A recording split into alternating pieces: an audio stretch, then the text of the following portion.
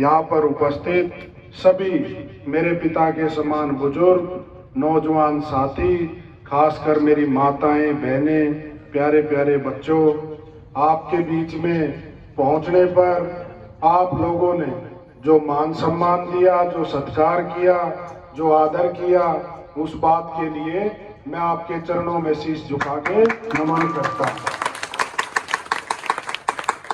देखो, 10 साल से प्रदेश में भी भाजपा की सरकार है, केंद्र में भी भाजपा की सरकार है और निगम में भी भाजपा की सरकार रही, लेकिन जिस तरीके से अपने हल्के में और खासकर अपनी कॉलोनियों में काम होने चाहिए थे, उस तरीके से काम नहीं हुआ। आज भी वही समस्या यूं की यूं खड़ी है। कई गलियों की है, कई नालियों की है, बिजली की है, पानी की है, शिक्षा के लिए स्कूलों की है, डिस्पेंसरी की है, यूं की यूं समस्याएं खड़ी है। 10 साल में मिला तो क्या मिला? प्रॉपर्टी आईडी और फैमिली आईडी, जिसके चक्कर में घर में से एक व्यक्ति सारा दिन इसी काम में लगा रहता है और वहां भी आप जाते हो तो कोई रास्ता नहीं देता। आप जाके काम कहोगे तो कहेंगे पोर्टल नहीं चल रहा, पीछे से साइट बंद है, और आप उनकी जेब में कुछ डाल दो तो उनका पोर्टल भी चल पड़ता है। तहसील में चले जाओ, बिना रिश्वत दिए वहां रजिस्ट्री नहीं होती। बिजली पावर हाउस में चले जाओ, ये मीटर ऐसे लगा दिए कि कई कई गुना ज्यादा बिजली के बिल आते हैं। गरीब आदमी तो बिजली के बिल नहीं भर सकता। महंगाई देख लो, कितनी महंगाई होगी।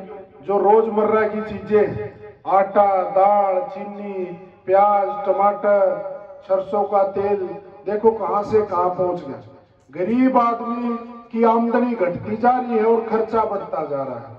गरीब आदमी कैसे अपने बच्चों को पाले, कैसे उनको पढ़ाए, बढ़िया एजुकेशन कैसे दे, इतनी महंगी एजुकेशन होगी। तो ये सारी बातें 10 साल में कोई वर्ग ऐसा नहीं जिसको इन्होंने परेशान करने का काम ना किया। और एक चीज और है, कॉलोनियों के नाम पे भी जो मॉडल टाउन और उधर बड़ी बड़ी कोठियों में रह रहे हैं, वो तो देते हैं 100 रुपए डेवलपमेंट चार्ज, और आप और हम कॉलोनियों में रहने वाले देते हैं 300 से ऊपर डेवलपमेंट चार्ज। तो इनकी नजर में तो हम पैसे वाले हैं, जो बड़ी बड़ी कोठियों में रह रहे वो गरीब आदमी है। इससे इस बात को समझना है कि आप और हम सब जो मध्यम वर्ग और जो अपना काम करके गुजारा कर रहा है, सब उसी तबके में आते हैं। कोई ये नहीं कि अमीर तो इनकी नजर में अंबानी और अडानी जो बहुत बड़े व्यापारी हैं वो लोग हैं। इन सारी नीतियों से एक बात का अंदाजा लगता है कि भाई इनको गरीब से कोई सरोकार नहीं है, इनको गरीब आदमी की कोई चिंता नहीं है। इसलिए पूरे प्रदेश में हर वर्ग में एक बात चली हुई है कि भाई 10 साल का समय इनको दिया, और आदमी की नीयत सही हो तो 10 साल का समय कोई थोड़ा समय नहीं होता काम करने के लिए। और नीयत ही सही ना हो तो उसको चाहे आप 50 साल बिठाए रहो, उसने काम तो करना नहीं। तो 10 साल आपने यहाँ से बीजेपी के विधायक को भी दिए और उनकी सरकार भी थी, उसके बावजूद भी वो कुछ नहीं कर पाए। इसलिए आज पूरे प्रदेश में एक हवा चली हुई है, एक बात चली हुई है।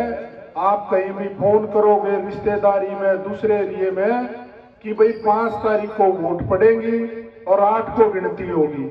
8 को जब गिनती होगी तो प्रदेश से और पानीपत ग्रामीण से भाजपा की सरकार जा रही है और कांग्रेस की सरकार आ रही है। और मैं तो एक बात और भी मानता हूं कि लोकतंत्र में सबको मौका देना चाहिए। जिसको हमने परख लिया 10 साल और उन्होंने नहीं कुछ किया तो उनको बाहर करना चाहिए। जब तक आदमी को ये नहीं होगा ना कि मैं काम नहीं करूंगा तो लोग मुझे बदल देंगे, जब तक आदमी काम नहीं करता। इन्होंने 10 साल आपको और हमें धर्म के नाम पे, जात पात के नाम पे बांट के वोट लेते रहे, काम तो किया नहीं। आदमी काम के नाम पे वोट देता है। आप बताएं कितने स्कूल बनवाए, कितने कॉलेज बनवाए, कितने बच्चों को रोजगार दिलवाया, कितने आपने कोई और प्रोजेक्ट लेके आए हो, कोई और इंडस्ट्री लेके आए हो, तो बताने के लिए कुछ नहीं है इनके पास। देखो, एक तरफ कांग्रेस का समय था, ये पानीपत का फ्लाईओवर कांग्रेस पार्टी की सरकार ने बनाया। सेक्रेटेरिएट जो सारे दफ्तर है उसका निर्माण कांग्रेस की सरकार में हुआ। जुडिशल कॉम्प्लेक्स जो वकीलों का है उसको कांग्रेस ने बनवाया। गवर्नमेंट कॉलेज सेक्टर 18 में जो है उसको कांग्रेस ने बनवाया। जो हुड्डा का ऑफिस है उसको कांग्रेस ने बनवाया। जाटल पॉलिटेक्निकल कॉलेज बनवाया। मतलोटा में महिलाओं के लिए, हमारी बेटियों के लिए गवर्नमेंट कॉलेज बनवाया। बापोली में ITI भी बनवाई, पॉलिटेक्निकल कॉलेज भी बनवाया। और भाई और भी, मतलब इतने काम है। ये एक काम बता दे, एक काम कि एक भी कोई स्कूल, कॉलेज, हॉस्पिटल कुछ भी बनवाया हो 10 साल में। कांग्रेस की के प्रोजेक्ट में उसमें थी कि अभी 10 साल में तो पानीपत तक मेट्रो आ जानी थी, लेकिन इन्होंने तो जहां जहां मेट्रो गई थी ना, एक पिलर भी आगे नहीं गई, एक पिलर भी। इसलिए देखो, काम करने वाले को वोट मिलनी चाहिए। और 10 साल का इनको मौका भी दे दिया। लोग इनकी बड़ी बड़ी झूठों की बहकाई में आ गए। बड़े बड़े वादे इतने कर दिए कि लोगों को लगा कि पता नहीं ये तो क्या करेंगे। 15-15 लाख रुपए आएंगे, 2 करोड़ युवाओं को रोजगार हर साल देंगे। 10 साल में 20 करोड़ नौकरी बढ़ती है। शायद ही कोई घर बचता जिसमें नौकरी ना होती।